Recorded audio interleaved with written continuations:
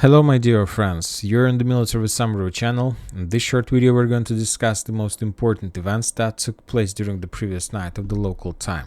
The sources are saying that North Korea has already started sending the 120 and 150 millimeter rounds to the territory of special military operation. The sources are saying that the North Koreans are going to send up to 10 millions of pieces of this type of weapon.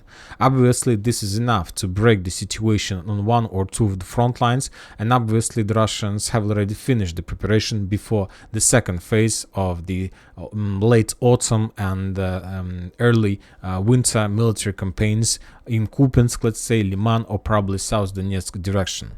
More updates are coming from the Siversk direction. The Russians continue their offensive operation. The Ukrainians try to slow down the Russians at least somehow.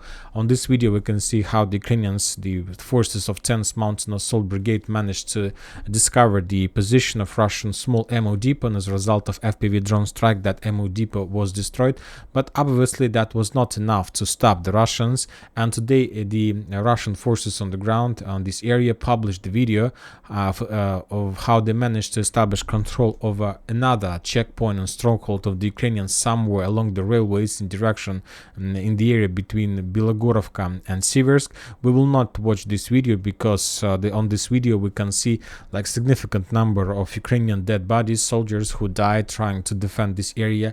And as I understand, probably very soon, maybe even today, we're going to receive some updates from the Russian sources about another progress in this area, and probably within the next few days we will be able to color this territory in white color or in red color, the color of the Russian control. More updates are coming from South Donetsk direction. This is the second very hot point in the special military operation. The Russians launched the next phase of storming Novomykhailovka. Basically, the ground operation has started. From the northern direction, the Russians continue bombing and attacking the Ukrainian positions along the tree lines, trying to suppress the Ukrainians and not to allow them to bring some reinforcements and reserves to the strongholds by the name of Zverynets that are currently under very heavy Russian pressure. I'll remind you that currently the Russians are trying to establish control over two positions on this direction. Maybe they have already done this. They're trying to capture this stronghold, and the Russians are planning to trying to capture this stronghold. So these two areas, and basically when talking about the global scope and the trenches, they're planning to take over control under control this entire let's say white cloud. And the Ukrainians have just one possibility is how to slow down the Russians, and this is like to send reinforcement. And for these purposes the Ukrainians use these supply roads that goes through tree lines.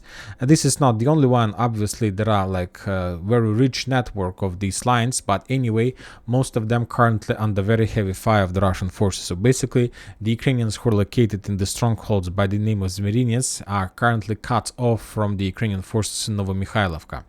Furthermore, the Russians continue bombing and attacking the Ukrainian positions on the southern and eastern and the southern edge of the city. On this video we can see another usage of FAB 500 against the Ukrainian positions.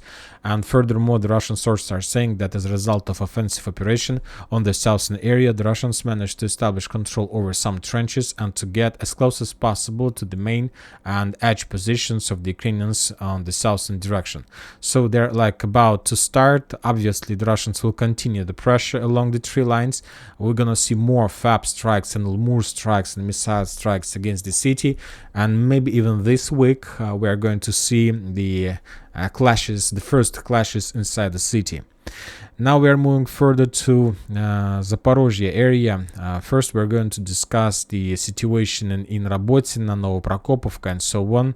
The Ukrainians published the video probably of the results of HIMARS strike. The Russians were trying to send some reinforcements and reserves to the north in direction of Verbova, but on the road the Ukrainians managed to discover, and as a result of HIMARS strike the head of the convoy was destroyed. Furthermore, we got some updates from Novoprokopovka itself, the city that located on the south of Robotyne. During the previous days, we saw a very heavy clashes on this triangle in this area, and as a result, the Russians were counterattacking. The Ukrainians were sending more and more forces in this direction. The Russians lost some tanks. The Ukrainians lost significant number of forces. But anyway, as a result of those clashes that took place during the previous few days, the Ukrainians managed to enter once again the northern part of Novoprokopivka, the northern edge, and as a result of that operation, they managed to establish control, at least for some period of time, over this territory, over this small edge position. The Russians after that launched counter artillery attacks, and as a result of artillery attacks, the Ukrainians were forced to step back, or at least they were pinned down. And after that, the Russians launched a local counter-offensive operation from Novoprokopivka to the northern position. We got the video how the Russians were trying to clear this territory from the Ukrainian presence. They were moving from one building to another. They were clearing every single building, the basements, the underground fortifications, underground facilities. As you can see, the Russian soldiers are moving very slowly, trying to be very careful, because there are a lot of probably traps, mines. There are sniper positions probably further to the north, so they were trying to be very careful. And as a result of that clearing operation, the Russians managed to clear the entire territory, to demine the territory, and probably to kill and destroy the Ukrainian forces who were abandoned in the city while the clashes during the previous hours. Furthermore, the Ukrainians tried to send some reinforcements and reserves in direction of the northern part of Novoprokopivka. The Ukrainians were using just small groups, like 2, 3, 4 soldiers, but the entire road that Ukrainians can use is under complete Russian fire control, and Russian control everything, and there are very low chances that any of these groups is able to get Novoprokopivka. Mainly the Russians, after artillery strike, tried to destroy this or that reinforcement. There is another supply road that Ukrainians can use to support their forces in Novoprokopivka. This is the second road that Ukrainians can use, and this area is also under complete Russian fire control. During the previous days and nights, the Russians were bombing this area heavily. The same reason, the Ukrainians tried to send some reserves to the northern part of Novoprokopivka to dig in deeper, to establish foothold. The Russians understand the risk and try to reduce the Ukrainian possibilities. And as a result of one of those strikes, the Russians managed to discover and to destroy another Ukrainian armored vehicle that, probably with Marines on board, was moving and heading in direction of the Novoprokopivka, but as a result of strike, that machine was damaged and destroyed. So the clashes in this area continues, and probably we are going to see more updates these days.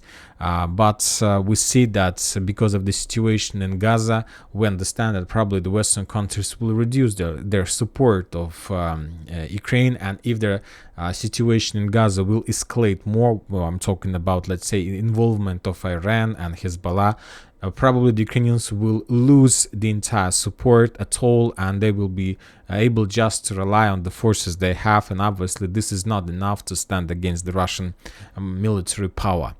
Also, we have another video from the western part of Robotyne. The Russians published the video of another FPV drone strike. We're using this video just to confirm the geolocation of Ukrainian positions on the west from Robotyne. So just to understand that currently, obviously, this is the combat line in this area. More and more strikes and bombings are taking place along the Dnipro River. The Ukrainians also try to suppress at least somehow the Russian positions. On this video, we see how the Ukrainians managed to discover another Russian machine that were moving along between the cities like Oleshkin, Kazachie, Lahiri, and as a result of FPV drone strike, that armored vehicle was damaged. The Russians from their side continue bombing and attacking the city by the name of Dachi, the city that locates along the Antonov Bridge, and as a result of those artillery strikes and bombings, the Russians destroy another few more Ukrainian positions of reconnaissance teams. So it's very difficult to concentrate forces in this area, but the Ukrainians for some reasons continue doing this. Furthermore, the sources are saying that Ukrainians really plan to start the crossing Dnieper operation. Currently, there are a lot of negotiations between the general staff and the president of Ukraine, Zelensky. They try to understand what is going to be next. The general staff don't want to make this operation because they understand that the Ukrainians will be defeated and there are going to be significant number of losses, and obviously the Ukrainians will not be able to complete this operation successfully. But Zelensky understands that he doesn't have any other option. Currently, he's about to lose the support from the Western countries, and he needs to provide some media victory. He needs to provide something to save at least the support that he has right now.